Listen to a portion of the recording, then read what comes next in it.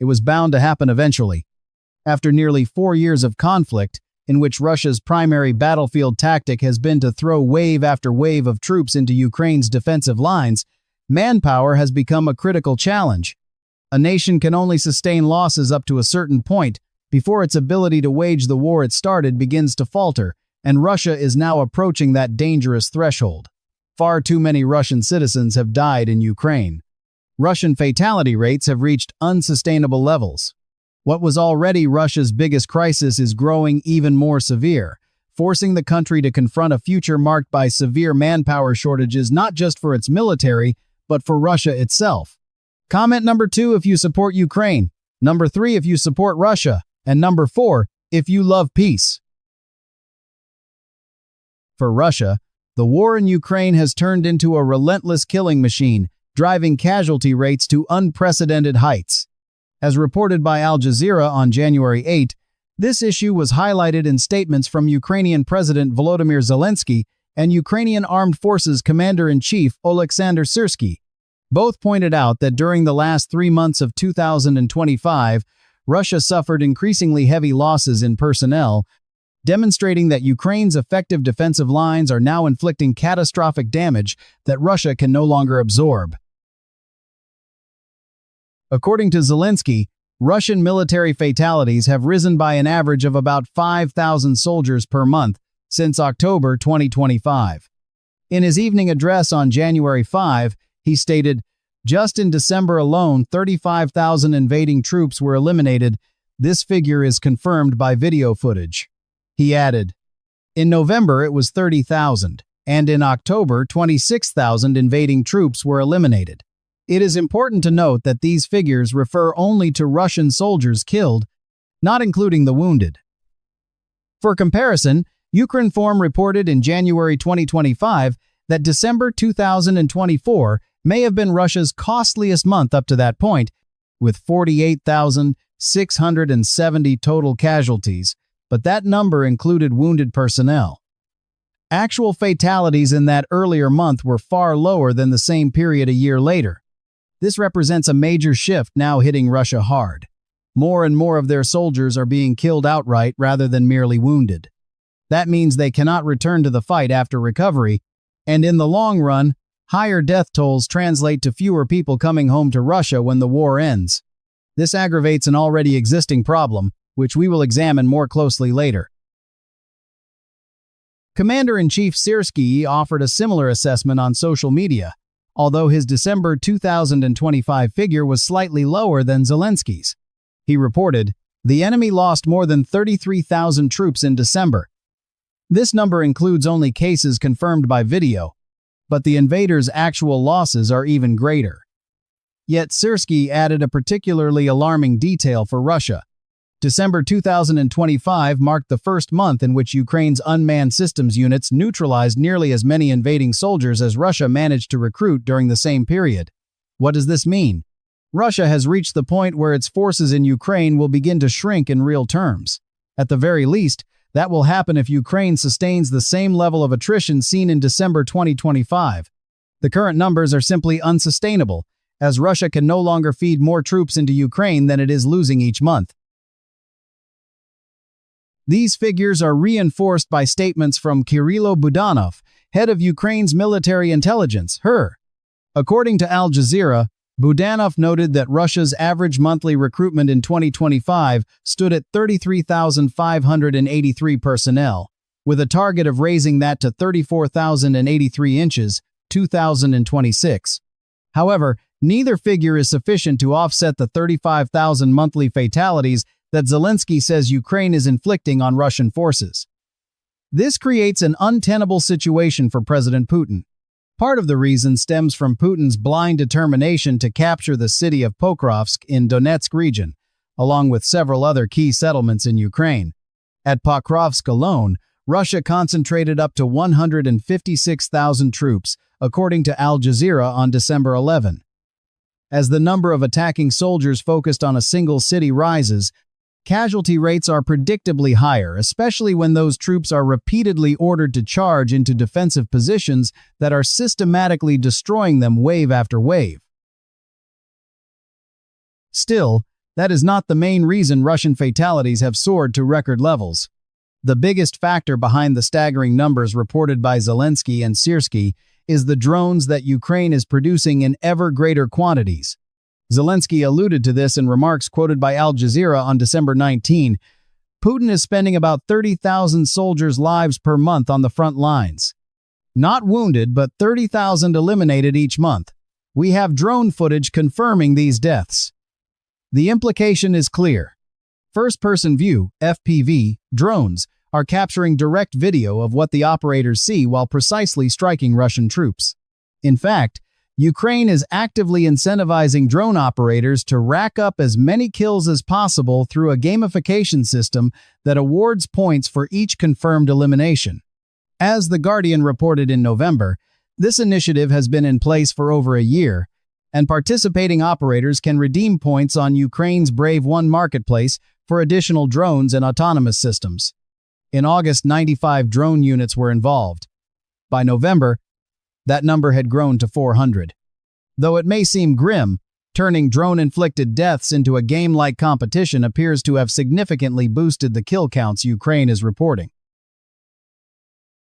Beyond incentivizing drone kills, Ukraine is manufacturing more drones than ever and has the potential to scale production far beyond current levels.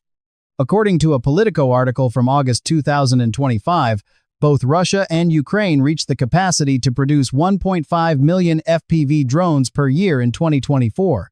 Both sides called for massive increases in FPV drone output for 2025, and Ukraine at least has succeeded. Retired U.S. General David Petraeus highlighted this point, stressing that the only thing holding Ukraine back from deploying even more FPV drones to the front is funding. Speaking at the Kyiv Security Forum in May, he said, "The drones here are not just advanced, they are cutting edge." With additional funding, Ukraine could produce 4 to 5 million drones this year.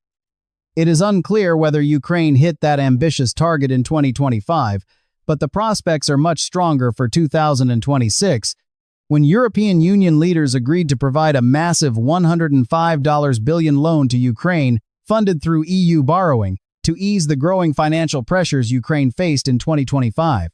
With this support, Ukraine will have far greater resources to invest in drone production, meaning the enormous kill numbers from the final 3 months of 2025 may prove to be just the beginning, not the peak. Ukraine is also gearing up to boost production through streamlined drone approval processes. According to RBC Ukraine on January 5, Ukraine's Ministry of Defense has approved more than 1,300 new domestically produced weapon systems, including over 550 types of unmanned aerial vehicles. This shows Ukraine is not only increasing drone quantities but also developing a wider variety of models, each with distinct battlefield improvements.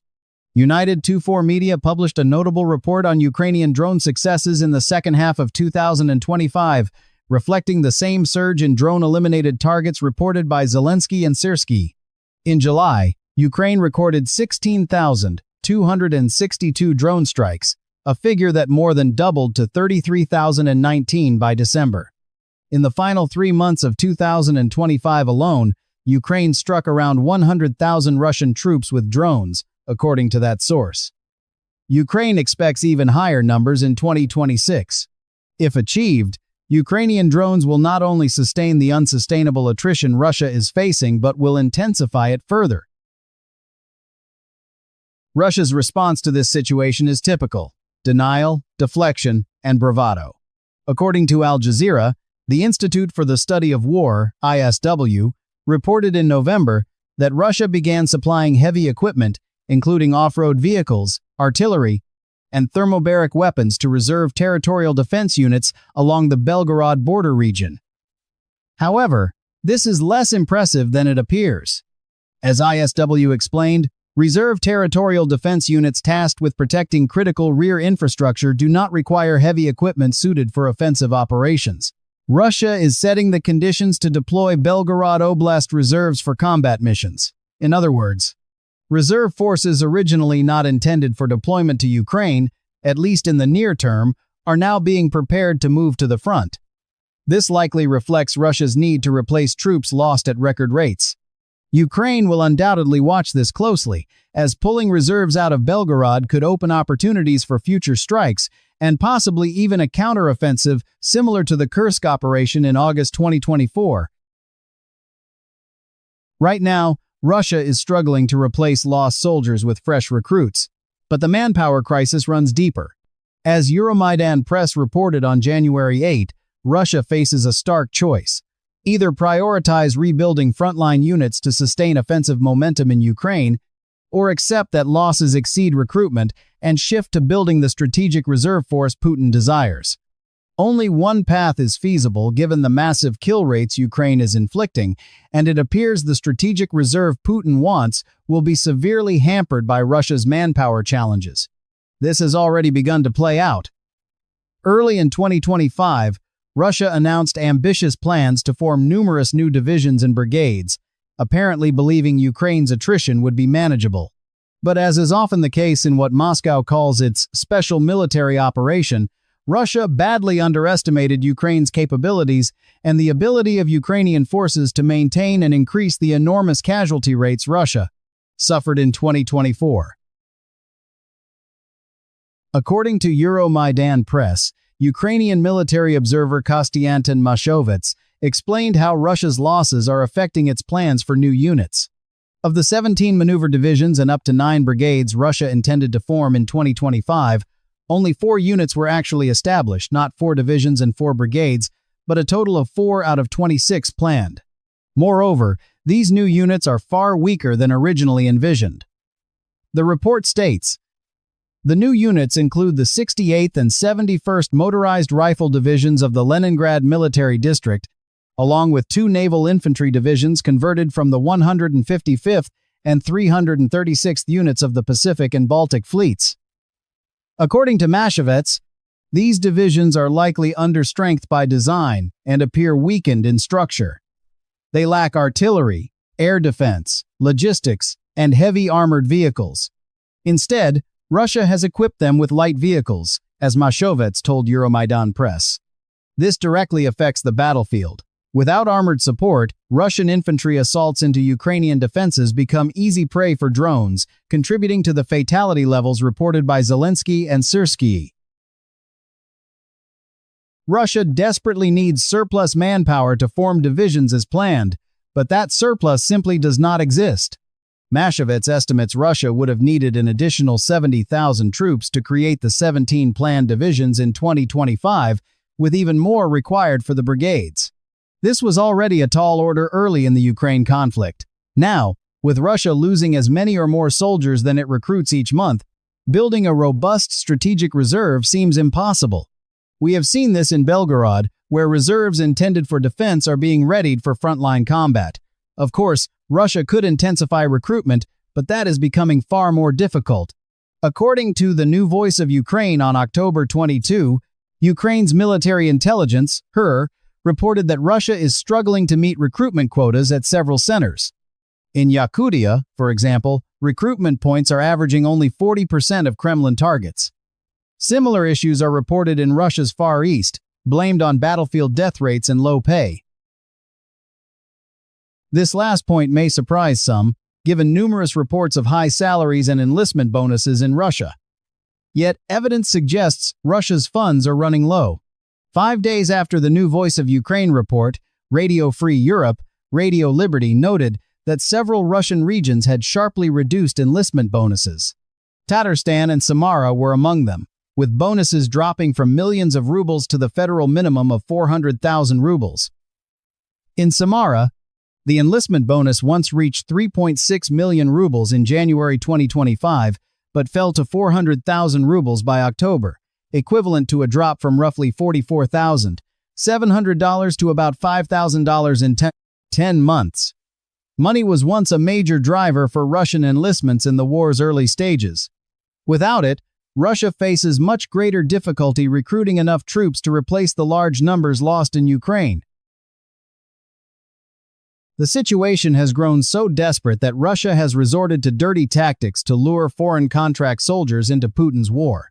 According to a CNN report on November 25, Kenyan President William Ruto expressed concern over young Kenyans being illegally recruited to fight.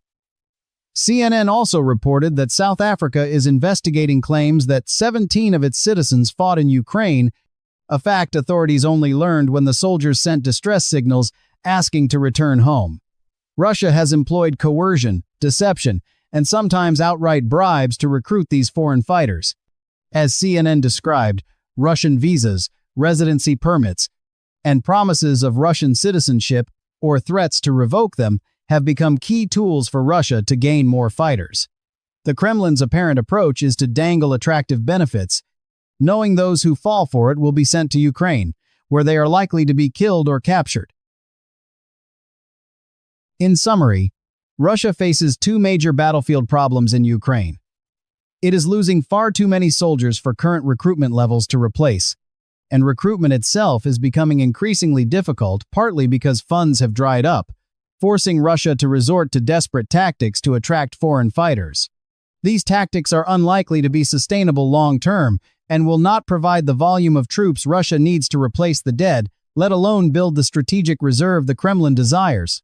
The situation is even worse when considering that Russia's manpower crisis is becoming a strategic burden not only on the Ukrainian front, but within Russia itself. This is the view of Paul Goebel, a senior fellow at the Jamestown Foundation. In an interview with TVP World on January 7, he argues that demographic pressures are now intersecting directly with Russia's war effort in Ukraine, meaning Russia must try to extract the maximum from its existing population.